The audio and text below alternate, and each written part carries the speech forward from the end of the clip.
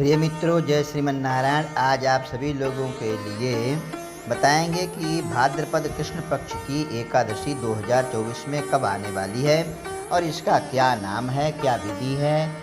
और एकादशी का एक कथा के साथ में आप सभी लोग इसमें कब तक एकादशी रहेगी और द्वा कब तक है, पारायण कब तक करना है, सारी विधि आप इस वीडियो के माध्यम से प्राप्त करेंगे। प्रिय मित्रों, भाद्रपद मास के कृष्ण पक्ष की एकादशी का नाम अजा एकादशी है और यह अजा एकादशी 29 अगस्त के लिए आ रही है, वीरवार के लिए। तो यह पूरा दिन एकादशी रहेगी, अर्थात रात्रि में 1:38 तक रहेगी और लगेगी कब? 28 तारीख को बुधवार को रात्रि में 1:20 पर एकादशी लग जाएगी। वीरवार को पूरा दिन रहेगी, इसलिए शुक्रवार को अर्थात 30 अगस्त के लिए द्वादशी पूरे दिन है। रात्रि में 2:26 तक द्वादशी रहेगी। इसलिए जिन लोगों ने व्रत रखना है 29 तारीख एकादशी का, वो 30 तारीख के लिए शुक्रवार के लिए पारायण करेंगे। यह आप सभी लोगों के लिए विधि इसकी बताई कि कब से कब तक लगेगा और पारायण कब करना है। साथ में प्रिय मित्रों, आप कथा सुनते हैं, आपको बहुत बहुत शुभकामनाएं। अब आप सभी लोग अजा एकादशी की कथा श्रवण करें। कुंती पुत्र युधिष्ठिर बोले कि हे जनार्दन, अब आप मुझे भाद्रपद मास के कृष्ण पक्ष की एकादशी के बारे में बतलाइए।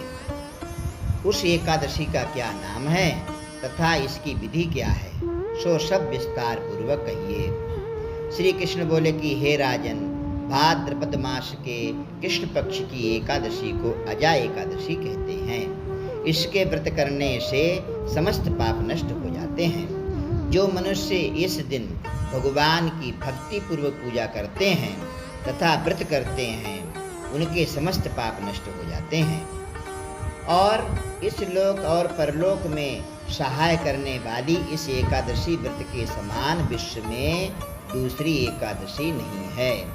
इस एकादशी की कथा इस प्रकार है। प्राचीन काल में एक चक्रवर्ती राजा राज करता था। उसका नाम हरिश्चंद्र था। वो अत्यंत वीर प्रतापी तथा सत्यवादी था। उसने अपनी स्त्री तथा पुत्र को बेच डाला। वो स्वयं एक चांडाल का सेवक बन गया। उसने उस चांडाल के यहाँ पर कफन लेने का काम किया।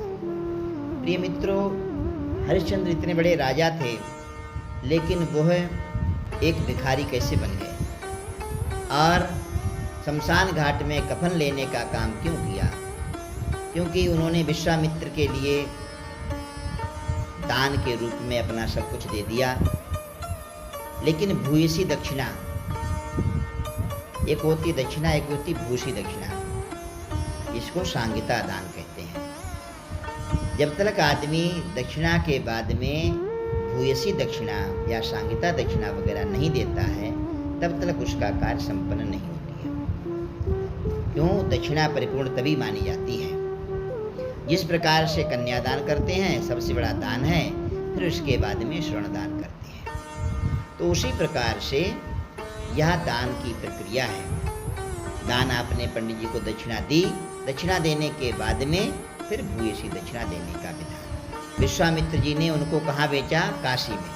क्यों? क्योंकि काशी भगवान शिवजी महाराज ने त्रिशूल पर बसाई थी, इसीलिए उनका राज्य वहाँ पर नहीं था, क्योंकि वो भगवान भोले भंडारी जी का क्षेत्र है।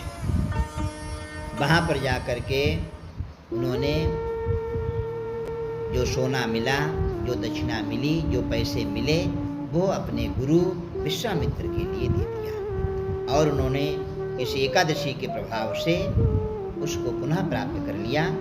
वो कथा आप सभी लोग इसमें श्रवण कर रहे हैं। जब इस प्रकार रहते हुए उसको बहुत वर्ष बीत गए शमशान घाट में, तो उसे अपने इस नीच कर्म पर बड़ा दुख हुआ। वह इससे मुक्त होने का उपाय खोजने लगा। वह उस जगह सदैव इसी चिंता में लगा रहता था कि मैं क्या करूं। एक समय जबकि वो चिंता कर रहा था, गौतम ऋषि आए। राजा ने उन्हें देख करके प्रणाम किया और अपनी दुख की कथा सुनाने लगे।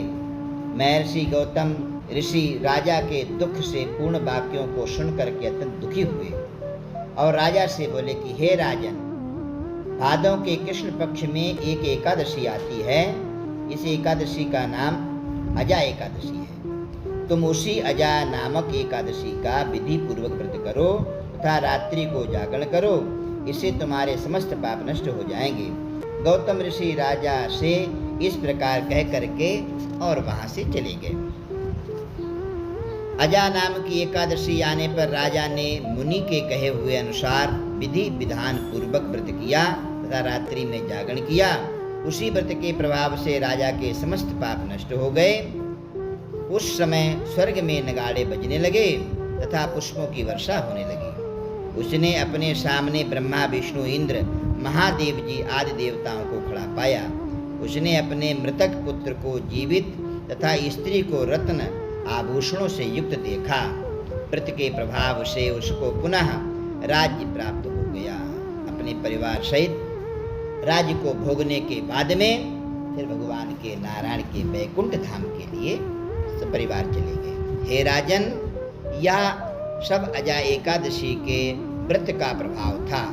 जो मनुष्य इस व्रत को विधि विधान पूर्वक करते हैं तथा रात्रि में जागरण करते हैं, उनके समस्त पाप नष्ट हो जाते हैं और अंत समय में स्वर्ग के लिए चले जाते हैं। इस एकादशी की कथा के श्रवण मात्र से भी अश्वमेध यज्ञ का फल व्यक्ति के लिए प्राप्त होता है।